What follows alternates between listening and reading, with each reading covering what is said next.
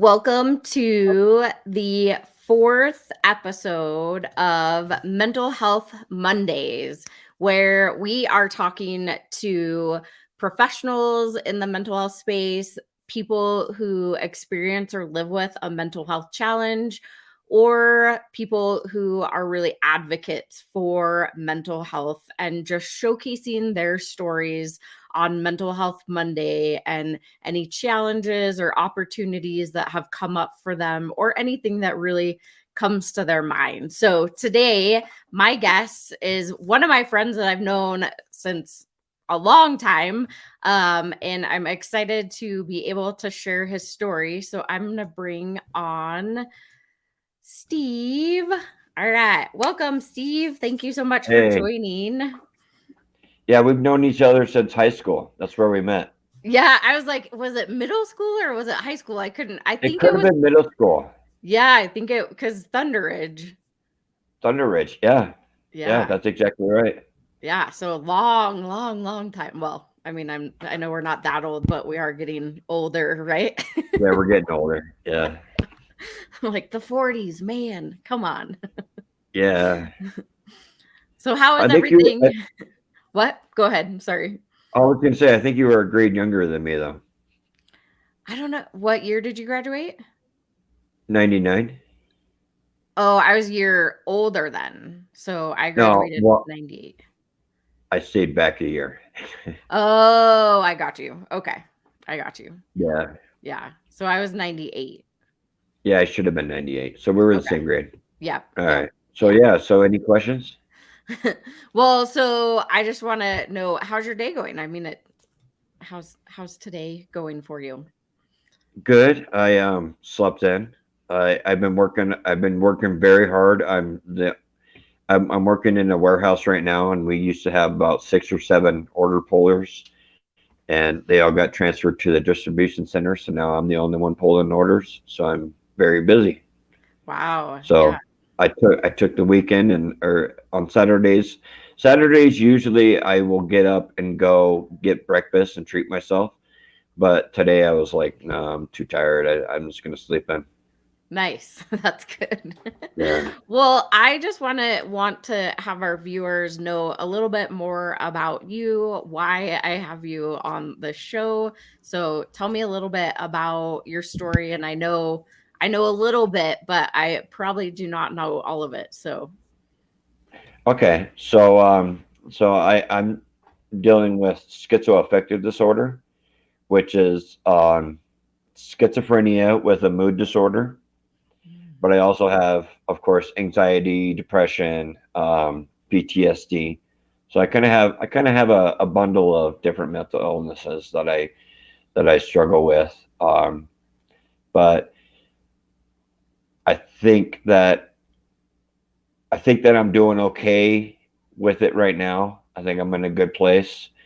I think that you kind of have to go through trials and errors when it comes to medications and find what works for you. And I think I found the right cocktail that's going to nice. work for me. And I think it's helping me a lot. And when did you start noticing? I mean, is there like a particular age that you feel like you really started noticing any of those mental health challenges? Well, in my teenage years, I don't know if you noticed this in high school, but I was diagnosed with Tourette Syndrome. Mm. Did you ever notice that? I did not. No, I didn't. So I was very good at like I know when I know when something is coming up when I can feel it building up and I'll wait till someone is looking away from me and then I'll do my facial tics or my shoulder thing or something like that. But as far as like schizophrenia, I never knew that I was different than anybody else. I never knew. I didn't see it any different. I thought I was just being myself. And what happened was I was staying with my sister and she said and I guess I was acting strange and she was concerned. So she took me to the hospital and I didn't really understand why. She just said I was acting strange. And I was sitting in my little hospital room. And while she was outside of the hospital room in the hallway, she was talking to the doctor, and she said that I was talking to ghosts and that I was acting strange. And I didn't know that. I didn't know anything about that. It was all normal to me. And they had a psychiatrist, or I think that's what it is, come in and talk to me and ask me a bunch of questions. And that's when it all began, where they started saying, hey, maybe he has schizophrenia. Mm. And so, but I've been through, I mean, this was 20 years ago. And I, I've seen so many doctors throughout this time, where, like, where we've kind of like pinned it down to see exactly what it is and try to get me on the right medications and stuff like that. So, but I always thought I was just normal. I never knew that I was acting different. Oh, wow. And what age, do you remember what age that was when she first took you to the hospital?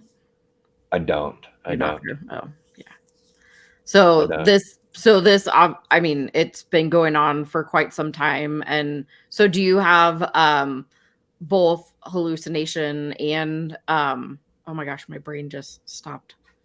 Auditory. Yeah, so yes, auditory and Yeah. hallucinations. Yeah. I mainly deal with auditory. But I do have some visual hallucinations. Like I said, my sister said I was talking to ghosts. So I do see, I do see images and stuff like that. Um, the biggest thing for me right now, even though I'm medicated, is that things will jump at me. Mm. Like, I could be at work, and I work in a warehouse, and it'll be a box, and things will just flash at me. Like, the box will jump up at me, and I'll react to it, stuff like that.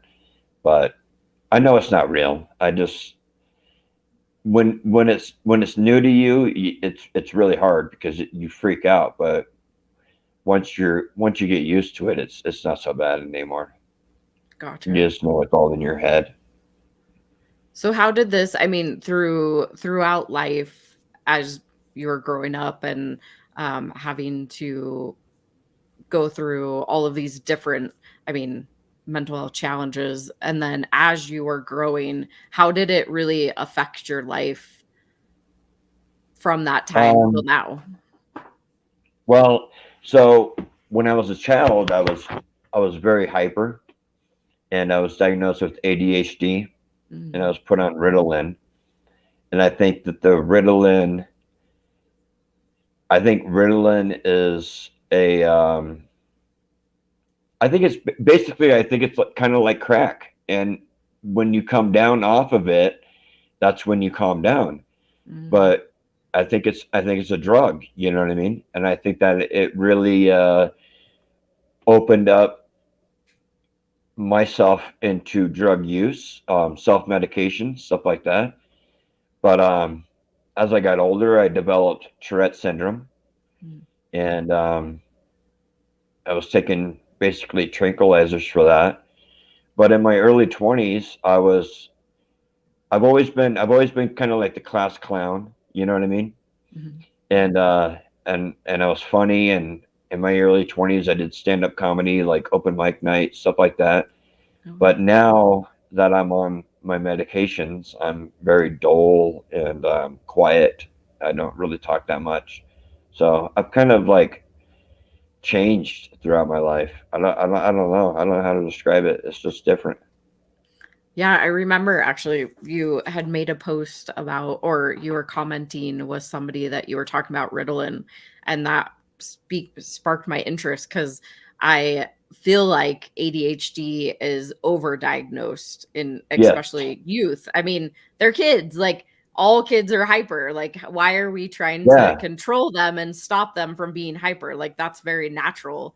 And so, yeah, I love how you were talking about that you feel like it's like giving cocaine to a child, right? And then all of a sudden they drop and then they become very aggressive, which is something that you had mentioned. Yeah. I mean, the whole thing is that I was just a happy kid. I was just happy. You know what I mean?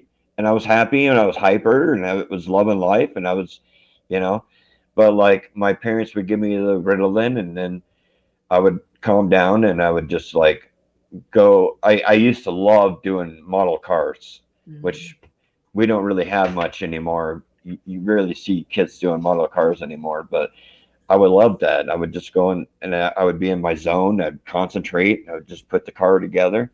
But no, I was just a happy kid, and I just, you know, but I was annoying, and I think Mhm. all kids are annoying to a certain extent. Yeah, but it's very natural. I mean, that's how kids are supposed to be, is full of energy, right? We get old and Yeah, we're like, I can't deal with them, like something's wrong with them. No, I think it's like yeah, something wrong with us as a parent because we're getting older and it's harder. But yeah, definitely I have noticed and experienced that ADHD is one of those diagnoses that they throw at almost every kid. And how do you, I mean, for me, I think a lot about like medication and prescriptions, and it's like, how do you start to advocate for your child so that they're not misdiagnosed? And I don't know if right. you have any thoughts around that at all. Well, I mean, I thought it was interesting that I was diagnosed with ADHD, and my older brother, was diagnosed with ADD, Okay. just because I was hyperactive, right? But I do think that I have adult ADD. Like it's I think I think there's multiple factors that play into it. But say if like if I want to watch a Netflix show, I can't finish movies or shows or anything like that. There's too much going on in my head. Mm. I can't do it. And part of it is the ADD where I'm just like distracted, oh shiny thing, you know. But some of it is that I'm busy. My light just went out. Oh, that I'm busy with like the inner dialogue in my head, and I just like will zone out because I'm so busy thinking about what's going on inside my head, and then I lose track of what I was watching or what they said, and I just end up giving up on it. So mainly, I don't know. My life is pretty dull. I just work. I try to work as much as possible. I think that's the most helpful thing that I can do is just work because when I'm working, I'm not I'm not in my head as much. You know what I mean? Yeah. And I know that there was, and I think this was really where I started picking up back with like what really truly was going on with you. I know there was a moment that you ultimately ended up calling like the National Suicide Hotline because you needed or wanted to get some help, and they threw you into jail. But that was an experience that you had gone through. And I think that's where I started picking up on the journey that you've been through within the last couple of years. Yeah, yeah. My light's flickering. No worries. Um, so I think that's a very good topic because I think something with mental health is that people who struggle with mental health also struggle with legal issues and and self medicating, um, drug addiction, alcohol addiction, stuff like that, and it's definitely gotten me in some trouble. And I did I did attempt suicide a few times, stuff like that. One of the major incidents was I don't know if it was a suicide attempt. It was so when I was 19, I went through a divorce, Okay. and it was very traumatic for me because it was my high school sweetheart, right? And it was like my first love. And I went into the psych ward, a mental hospital, and I think they misdiagnosed me. They put me on uppers because I was so depressed. Oh, wow. But I think the uppers, I think I was bipolar, and that I was, and that they put me on uppers, and then I went through a manic episode, and I became invincible, and I thought I could do anything. And what happened was I was in a car with friends, and we were driving down a dirt road, and I decided to roll down the window and sit on top of the door. And I don't remember much, but I remember thinking that I was on a boat and that I could slide back and fall into the water. Okay. But I was on a dirt road. So I fell out of a car. I basically jumped out of a car doing 45 miles or 40 miles an hour down a dirt road and had a severe TBI. And I think that's kind of where everything changed. But um, I forgot what I was going to say. Yeah, so when you hit your head, I'm assuming you probably hit your head pretty hard falling on the dirt road. And is that what kind of started you on the journey of, I know that you have experienced homelessness also. Is that kind of where the journey began for you a little bit, or? So yeah, that's kind of where it started. So going back into legal issues, and drug addiction and self-medicating and stuff like that. I have a problem. I've grown up with a family of alcoholics. It just runs in the family. So of course I have trouble with drinking and stuff like that. So I do have a DUI. And what happened was I was on probation, and I kept violating probation and getting sent back to jail, doing sentences. I've probably been to Arapahoe County Jail 12 times, and I just kept falling into the cycle of failing and going back. And so what I did was I finally went to a judge and I said, "Hey, I can't do probation no more. I just want to do my time, just serve it out. You know, I'll sober up, I'll be in jail, and I'll just do it, whatever." And so I went to jail. I was sentenced, and I was sentenced to 3 months in jail. But while I was in jail, I learned about a program called ADMIT, which is Arapahoe deters or directs mentally ill to treatment, something like that. Anyways, it's a program for the mentally ill. And so in order to get into that program, you have to be serving a 9-month sentence. So when I went to the judge, I actually pled to a more of a charge. Instead of 3 months, I said I'll do 9 months. So I did the program. I got into the program, and out of all the thousands of people that live in Arapahoe County Jail, only about 20 get into the program, and I was lucky enough to get into it. Wow. And it was really life changing, because what it is you stay in they have like townhomes off of Colfax, and you stay there. There's 4 people in each unit, like 2 in a room, and so there was like 16 of us, and we would all wake up, and we all had to show up at the office at 9 and do our UAs, meet with our peer advisor, stuff like that, and then we had to do group therapy, and then after that, we, come around noon or whatever, we had like free reign. We could do whatever we wanted, and they kind of did that because that kind of gives us a leash, and to see how we'll act. And I only did 6 months, but it was a very life-changing program. I think that the program has ended because of COVID.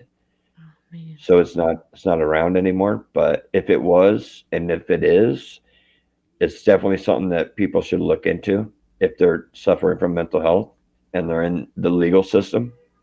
Yeah. But there are programs within the legal system to help the mentally ill. Okay. That's amazing that they offer something like that, and it's almost a shame that they can only take 20, right? Because I know that there's a lot of inmates A that lot. do suffer from mental health challenges. I mean, yes. Well, So you have to be serving a minor offense. gotcha. Okay. So mine was just a probation violation. So that's a very minor offense. Yeah. Yeah, definitely. I mean, obviously they have to make sure that the people that are going through that are safe, they're safe, and whomever is educating or the provider, I guess you could say, for the services is safe too. So, but I think that's amazing that you were able to get into that program. And is that what got you into your first place that you have now? No, actually, so while I was in there, so I have family, but um, they're not that supportive. They're supportive. Like my dad will help me with rent, things like that. But as far as like having a place to stay, I don't really have that. When I got into the program, I lost everything when I was in that program because I was basically in jail. I had nothing. I had no job, I had no car, I had no license, Mm, or even an ID, right?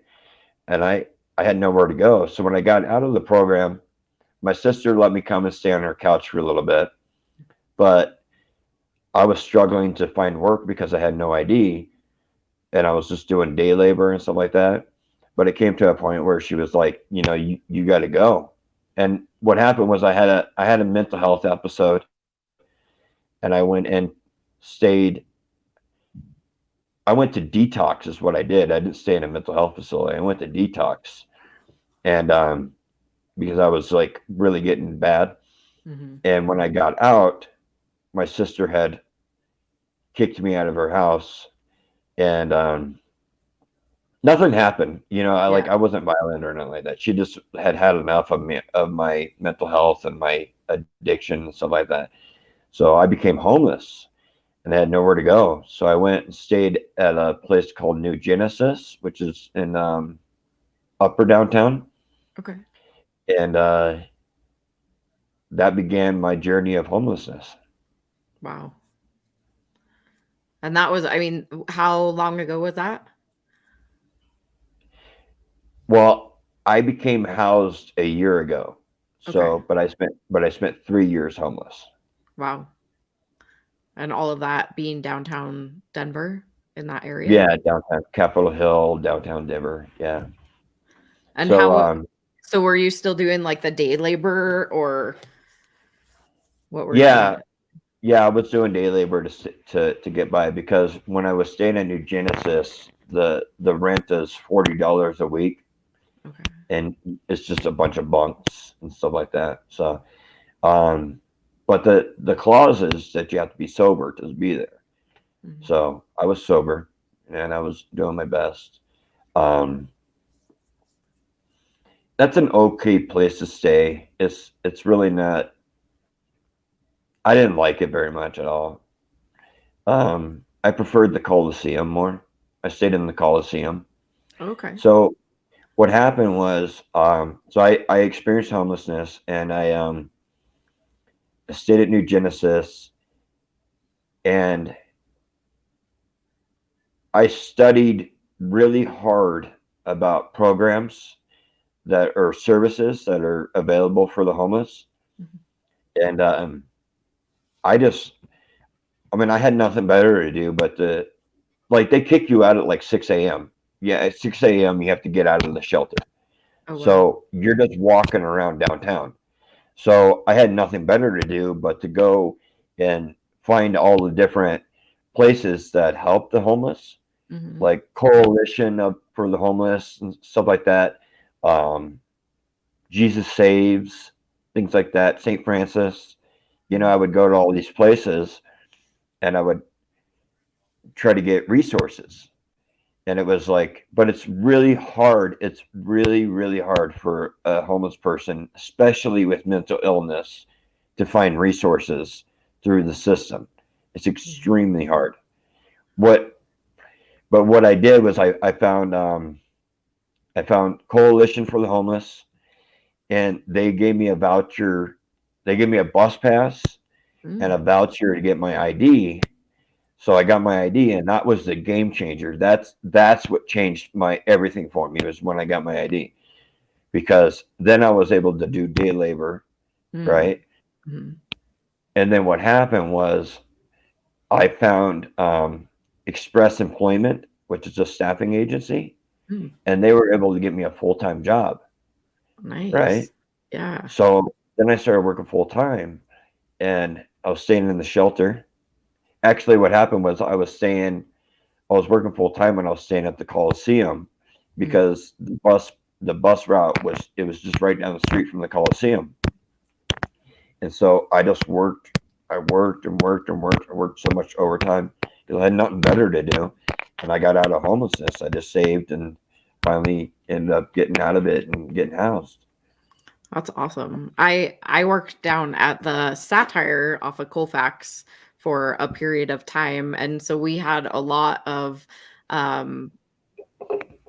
people that experienced homelessness that also were day laborers, because it's literally right across the street from. Yeah, and so I got really curious because obviously, living in Colorado, yes, we have a lot of people who experience homelessness, but not as many as we do now. Like now there's so many, but I got really curious, and I was like, hey, I'm just curious, like, why? Because I know that I've had conversations with multiple of the men that would come in, that they have families, and most of them that I spoke with chose to be homeless because they did have a substance abuse issue, and their family judged them so much that they just didn't even want to be around their family, because they choose to drink over be with their family, but they're still going and doing the day labor thing, and they've got their places that, one man, he was a veteran, and he had been homeless for, I want to say it was like 15 years, and he chose that lifestyle because that's what he wanted to do with his life. So not everybody who experiences homelessness is in a bad situation, right? Like some people actually choose it, but what I've found is that it is due to potentially like a substance use issue. Yeah, I agree with that. Yeah, like I got kicked out of New Genesis because of drinking. I had trouble. I couldn't stay away from drinking, and I probably never will. It's a self medication kind of thing. Um, like I said, I know mental illness runs in my family because of the drinking, stuff like that. I think that my uncles, they died in their 50s, and they drink themselves to death. I think they dealt with mental illness. I think my dad does. He doesn't understand my mental illness. He's not very supportive at all. Like I said, he'll support me with bills and things like that, but when it comes to mental health, he doesn't get it. He's not on that plane at all. But I think when it comes to the homeless, yeah, it really is an addiction issue, and people are really choosing that lifestyle. But I think I think I would say 20%, maybe 20%, throwing out a number, are actually just in a bad spot in their life and actually trying to get out of it, like I was, and trying to get back on their feet. And I think that it's very hard to navigate the systems and the resources. Say when you go to St. Francis, you have to be there at a certain time to meet with the counselor and stuff like that. And even that, there's a waiting list. There's a waiting list for housing. They do a lottery for housing. You have to show up you have to walk all the way to the location, put your name on the list, and then they do a lottery, and then they'll pick you and set you up with housing. It's just it's impossible. It's not impossible because I got out of it, but it's very, very hard. It's very difficult to get out of homelessness. Yeah. Well, what would you like if you had a magic wand, or if you were able to give resources out This question did not happen. Okay, so I'm like, what is the question I'm trying to say? But if there was some sort of resource that you could have, whether it be now or that you could give to somebody else, what would that be?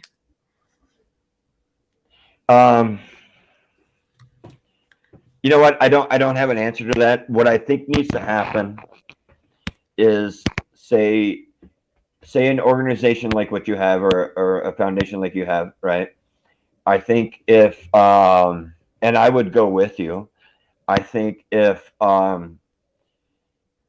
say you became familiar with all the different resources that are out there for the homeless, and you called ahead, say down to New Genesis or something like that, and said, "Hey, we're going to come down and we want to offer service to your people and stuff like that," and get like 5 people together and just go down there and just talk to people and just say, "Hey, how you doing? What do you need? Yeah. What is holding you back?" So say like New Genesis is a good start because everybody in there is sober. Now, granted, people are on drugs and you can't really detect the drugs, but you definitely can't drink in there because the counselors or the staff will smell alcohol on you and kick you out. Wow. But it would be very beneficial for an organization to just go down and talk to the homeless and say, "Hey, what do you need? What is holding you back? Do you need a job? Do you need help finding a job? Do you need help getting a voucher for a license? Do you need a bus pass? This is where you can get this. Go here tomorrow and get this." You know what I mean? But we don't have that. We don't have anything like that. We just have like counselors, and there's a waiting list to get in to talk to a counselor. But if we just put together like an organization where we just went down to talk to them, I think that would be huge. That would be a big turning point. Yeah, no, that we definitely, so with BCC Evolution, we've done homeless care packages. So we went down to Colorado Springs and handed out packages to people, but really like knowing that, just that information, right? Like that's empowering. And I know that I have multiple friends that specifically have organizations for homelessness. So maybe, I mean, even with that advice, maybe there's some sort of collaboration that could start to happen with those organizations and like St. Francis or any of the homeless shelters that we have in Colorado. And I mean, like you said, obviously those people that don't want help aren't going to take help, but those that do want help, I mean, they're probably just like you and like, what do I do? Who do I talk to? What do I say? Right? Like, how do I get this in my hands? So I think that's really important, just understanding that in general. So yeah, it's a big deal. I think that would be very helpful, just simply go down and just talk to them. I think care packages are cool and stuff like that, but you know, like when I didn't have my ID, that was really hard because I didn't even know where the DMV was. You know what I mean? Because I was new to Denver. I think that's another thing that people forget is that a lot of people that are homeless in Denver aren't from Denver. They don't know where anything is. You know what I mean? So, and you get information from the other homeless people, and they say, "Oh yeah, down on Champa and 20th or something like that," you know, and you're like, "I don't know where that's at." You know, I grew up in Aurora. I don't know anything about downtown Denver, and so there's just not a lot of help for the people that really truly want to get out of it. You know, but I was very determined. I didn't want to stay in that position. I was desperate to get out of it, and I just asked lots of questions, and I went to every resource I could find and just asked questions. What can you do to help me? You know, and so, but And what would you Um, say, I mean, with your mental health challenges that you still experience, what would be like for all the viewers, what is something that you would like them to understand about anybody that does experience mental health challenge, especially schizoaffective? for me, just that. So I'm a very quiet person. When I'm at work, they kind of notice it at work that I don't really talk much, and I think there was a guy at my work that was a kind of bullying me and stuff like that, and he was always talking to me. I don't do well with conversations because I have so much going on up in my head that I'm just kind of like really quiet, and I kind of talk myself out of everything. You know what I mean? Like that's not real, and that's not happening, and he didn't say that, and stuff like that. And so it's just, I think, I don't think that I have to tell you that I have a mental illness for you to respect me. I think that you just need to be respected in the first place.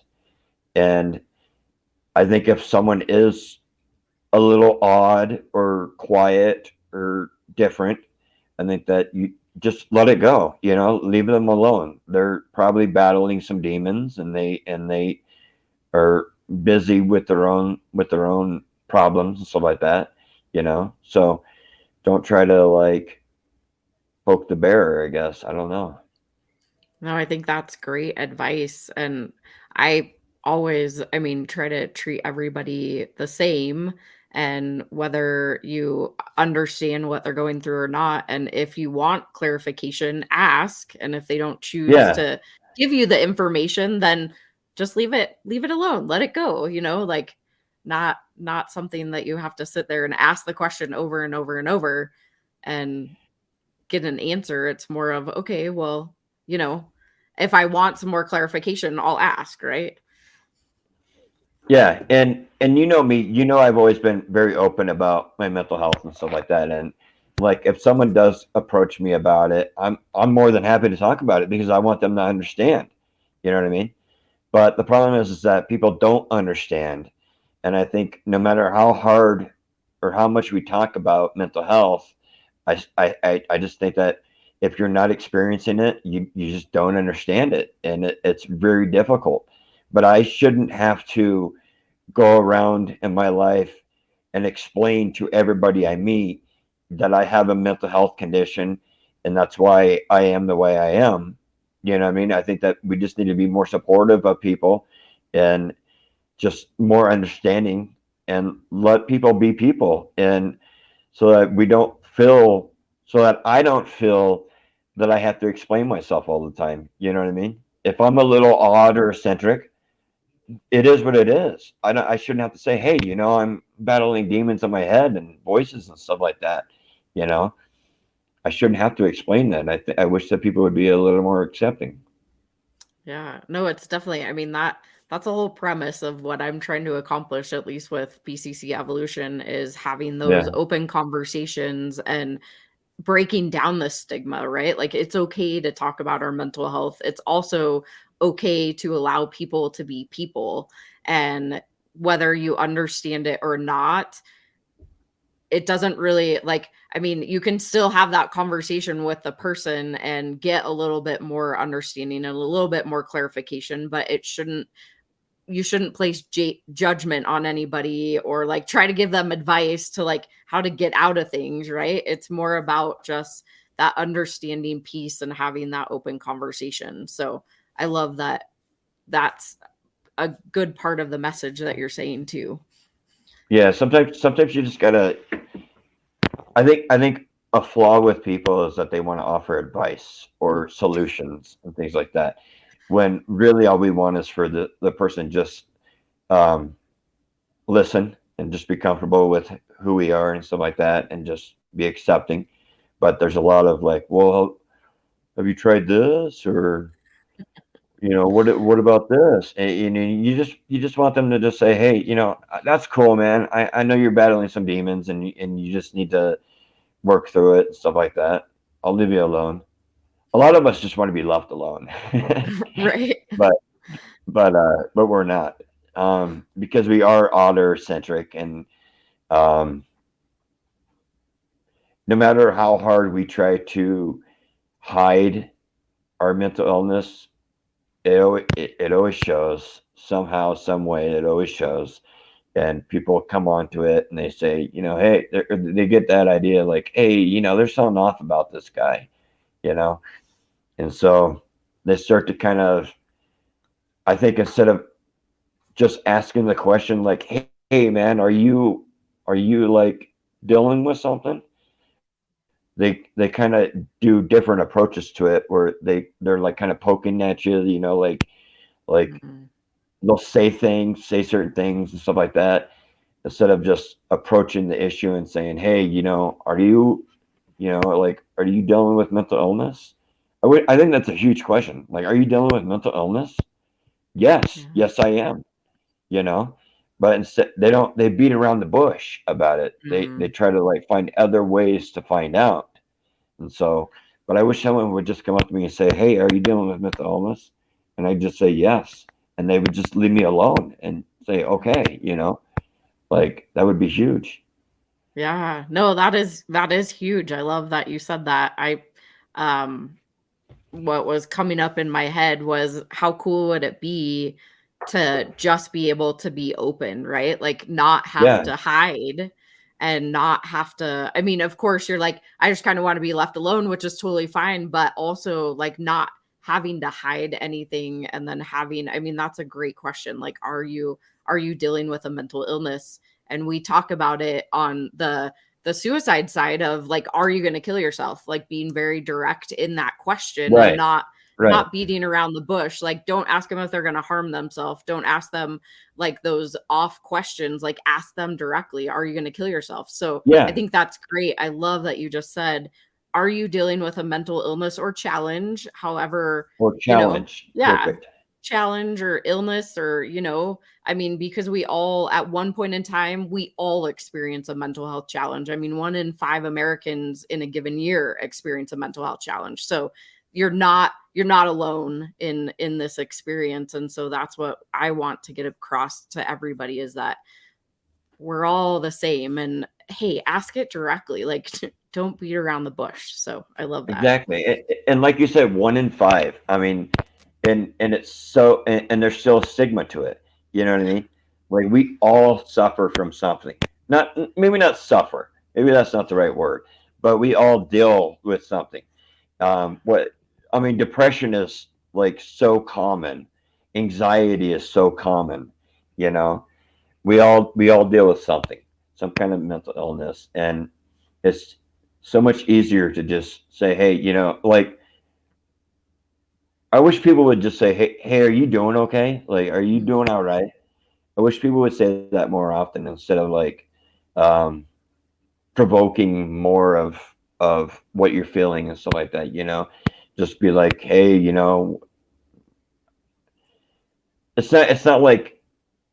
it's not like when people say like, hey, how you doing? Oh, I'm good.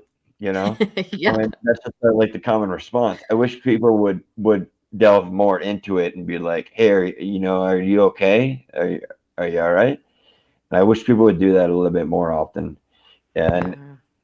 it would open up the conversation to, hey, no, actually, I wish we could say like, no, hey, actually, I'm not doing okay. I wish, I'm dealing with this and that. I wish we would say that more. I wish that was more available instead of just like, how are you? I'm good. You know, just the Yeah. common response. I wish we I could. I wish it was more acceptable to say, "Hey, I'm not doing good. I'm really struggling right now." I You love know? I've been thinking about that a lot lately, is I mean, because I try to be very aware of my emotions that's happening, and I my automatic response is I'm good, right? And then I think about it and I'm like, Yeah, am I really good? Like, is that really what's happening right now? And so at least for me, I've been actually saying, you know, I'm not that great. This is kind of what I'm dealing with right now, but I also, or a couple moments ago, no, I wasn't good, but now I am, like, so I yeah, like I like that. you brought that up because it should be socially acceptable to Yes. actually tell your feelings and what's going on versus our automatic response being like, good, great, how are you? Right? Like it's Yeah. so surface level. Like how can we get into the like deep? And that's why hopefully these conversations that we're having is going to help people start to shift their mindset and really like ask those questions and be okay with the response. Like it doesn't mean that I have to give you advice or that I have to judge you or that I have to know the answer of what you're needing at that moment. It's just more of No. a understanding that wow, you're not doing okay, and I'm not going to tell you that I'm sorry that you're not doing okay. It's more of a oh wow, hey, that sounds really hard. Can I support you in any way, or are you just telling me so that you can get it off your chest, right? Like those are better responses at that point. Yeah. I mean, or even just to know to leave the person alone. You know what I Yeah, mean? that too. Yeah. Yeah. Leave them alone. They're not in the mood to talk right now. You know what I mean? So I think you've seen on Facebook that I'm very vocal about mental illness, Yeah. homelessness too, some of that, but very vocal about what I deal with.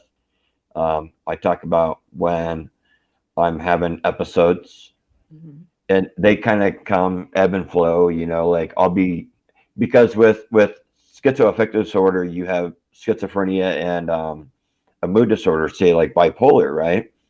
So I have depression and uh, I have times where I'm depressed and times where I'm manic. Mhm. And so like an ebb and flow, like it's up and down. And so every now and then I'll go into either a depression episode where I'm really sad and or struggling, which is where I'm at right now. Mhm. But I'm coming out of it. I can feel myself coming out of it right now. Or I'll be in a manic episode where I'm like doing making bad decisions and just like really screwing up and stuff like that. And so, but I'm very vocal about it on Facebook and I try to talk about it and stuff like that and let people know. Um, I noticed that like I'll get like care reacts or something like that, or like heart reacts or something like that, but nobody actually like talks to me about it. You know what I Mm. mean? Nobody Yeah. comments. Nobody says, "What's that like? How does that feel?" Things like that. Nobody really talks about that. And I wish we could get more into that. You know, when someone on Facebook says something and people could actually say, hey, offer some kind of support, something like that. And that really never happens. When I see someone post something like that, I try my best to comment and say, and ask maybe an open question, Mm. not so much direct, but more open, like, well, how does that feel? Or um, I try to stay away with, are you all right? Because the answer is going to be generic and it's going to be yes, I'm fine, stuff like that. But I try to ask open ended questions a little more. I No, wish we that's a can get into great. that a bit more. Yeah. No, definitely. And so if I and hopefully you're open to this, but if any of the viewers do want to follow along on your journey, are you just mainly on Facebook or is there anywhere else that they might be able to find you? Just on Facebook. Okay. And it's just under I let Steven Thompson, right? Steven Thompson, yeah. Okay. But that's such a popular name, so it's like going to take them a while to find me. But Well, if they're on BCC Evolution and they know me, then Steven and I are connected. So yeah, we're mutual friends. Yeah, yeah. people can add me and stuff like that. That's fine. I don't mind. I forgot what I was going to say. I was going to say something, but I forgot. It's okay. It might come back to me. Yeah, maybe it'll come back.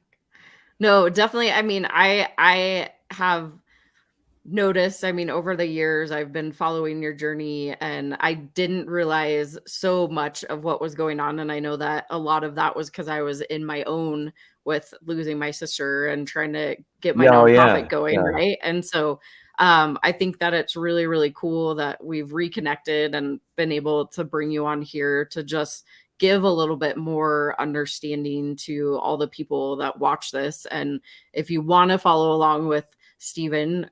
You can either find BCC Evolution, the page, find me, I'm under Kelli Melissa Hansen, or find Steven Thompson. And if there's a connection, great. And some of the things that I just want to bring up that you pointed out is ask somebody, like, instead of just, hey, how are you doing today? Good. Maybe ask a little bit more open-ended question and be willing to tell like how you're really actually feeling versus keeping that surface level. And then if they want to be left alone, let them be, right? And also just ask that question, like, are you struggling or experiencing a mental health challenge or illness? Ask that question direct. And is there anything else that you would like to tell the viewers? Nah, no. I think I pretty much said it all. I mean, I have a lot to talk about. We can make this a really long interview, but or conversation. But no, I think I pretty much got everything off my chest. Well, I would love, I mean, even if you want to, we do a who is page on BCC Evolution, so I would love to tell your story if it's something that you want to write it down and send me your story. We'll post it up on our website, and then even that way viewers can follow along with you there, and then maybe we can have you back at a later time and just check in and see how things are going if that's something that you'd like to do. Yeah. Hey, you know what? There is something I was going to tell you. Yes. So after my TBI, my traumatic brain injury, I remember every traumatic experience in my life, and I think that really like I struggle with that because I can remember like everything. But I remember all the way back to my first birthday. It was Wow. on Easter. It was at my grandparents' house. I remember that. I remember my first bloody nose. I remember everything ever since I had my accident. And it's like I really struggle with that. And I think that people tend to hold on to those bad memories a lot more than the good memories. I think it's easier to remember the bad than it is to remember the good. And I think that really impacts how a lot of people think and what they go through and what they experience with mental illness. But no, I was oblivious to all that stuff until I had my TBI, and now I'm like, oh my god, and I could tell you in detail everything. Wow. That's Yeah. So interesting because anyway, sometimes when people hit their head though, they lose the memories. So, but it's interesting that yeah, yours triggered to like the traumatic experiences. I have I have bad short term memory, Mm, but my long term memory is very very good. I can remember everything from my childhood. wow. That's really Yeah, interesting. it's really strange. Yeah, I talked to my therapist about it and stuff like that. She thinks it's pretty weird, but Well, it's something that, you experience and it's probably shaped a lot of things in your life that you have gone through up to this point. But I'm just really glad that, I mean, you're in a place where you're good, you've got your job, you have your house, like it yeah. sounds like you're on the up and up. So I just really appreciate that you were willing and able to come here and share your experience. And we'll definitely have you back at a later time. So Yeah, I got a lot more to talk about. I just was trying to keep it. I was trying to keep it pretty PC. no, hey, this is the place for open conversations, but we'll definitely, I know people have a short, like you were talking about earlier, we have a short amount of brain span that we can even pay Yeah. attention and have those squirrel moments, but I do those often. So but we're almost at an hour, so we're gonna give folks a little bit of break, and we'll Okay. have you back on another episode, and we'll just dive into more understanding and definitely have you come back for sure. So, Okay. Sounds good. Sorry to take up so much of your time. no, I loved it. I really appreciate you coming on because even myself, yes, I live in this mental health world on a daily basis, but there's still a lot that I don't fully understand. And so any understanding and clarification that I'm able to get is so great for me. Just that way I can help and serve people at an even higher level, just knowing what you're going through, right? Because Yeah. my experience is my experience, your experience is your experience, and it's really talking about what different people go through is really going to give the understanding to everybody versus just those couple of people. So, Yeah.